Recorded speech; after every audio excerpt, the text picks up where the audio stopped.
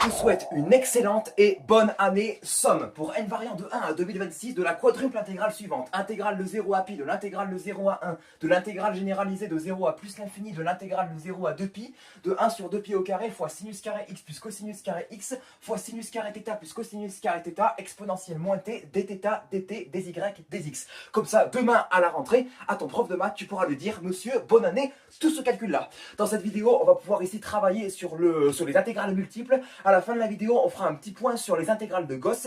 Et ici, dans la vidéo, on calculera même une intégrale généralisée. Allez, c'est parti. Et ça, on s'avère de la linéarité de la somme, qui nous dit que la somme des k que multiplie un pour n variant de a à b, c'est égal à k fois la somme pour n variant de a à b des un. En gros, lorsque j'ai une constante k qui est posée ici, je peux la sortir par linéarité de la somme. Ici, on remarque que l'intégrale quadruple ici qui est posée là, en fait, elle ne dépend pas de n, donc ça va être en fait une constante. Donc en fait, ma somme qui est posée ici, si j'appelle ça la quantité grand B, je peux dire que ma somme ici, c'est somme pour n variant de 1 à 2026, de en fait tout ce B. Donc ça, c'est somme pour n variant de 1 à 2026, de 1 fois B.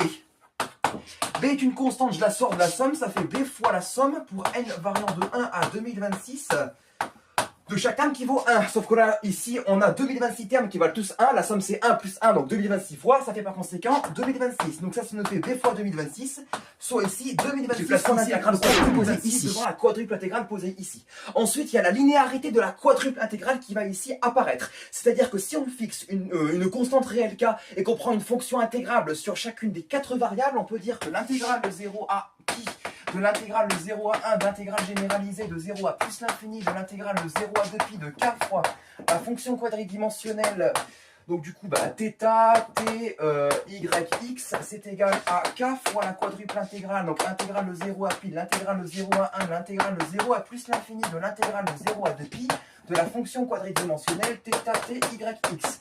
Ici, on remarque que le 1 sur 2pi carré, il va être constant pour chacune des intégrales. On va faire ici une fonction qui va être intégrable sur chacune des 4 variables. Le 1 sur 2pi carré, on le sort de la quadruple intégrale et on obtient un facteur 2026 sur 2pi carré devant la quadruple intégrale. Ici, par 1 sur 2pi carré, j'ai le facteur 2026 sur 2pi carré devant. Ensuite, j'intègre 4 fois la fonction qui est posée ici. Mais attention, on ne fait pas n'importe quoi. On va suivre en fait le sens des variables qui sont posées ici, de la gauche vers la droite. On va d'abord intégrer selon θ. Tu vois, ici, ça va être l'intégrale la plus centrale. Tu vois, ici, qu'on va devoir intégrer. Et en fait, tout ce qui ne dépend pas de θ dans l'intégrande, je vais en fait la sortir de l'intégrale en θ par linéarité de l'intégration. Et on va faire ça en fait pour chacune des intégrales qui vont suivre après de la droite vers la gauche. Donc en fait, ce qui va se passer ici, c'est quoi? C'est qu'ici, ça va nous faire du 2026 que divise 2pi carré, multiplié par l'intégrale de 0 à pi, de l'intégrale de 0 à 1, de l'intégrale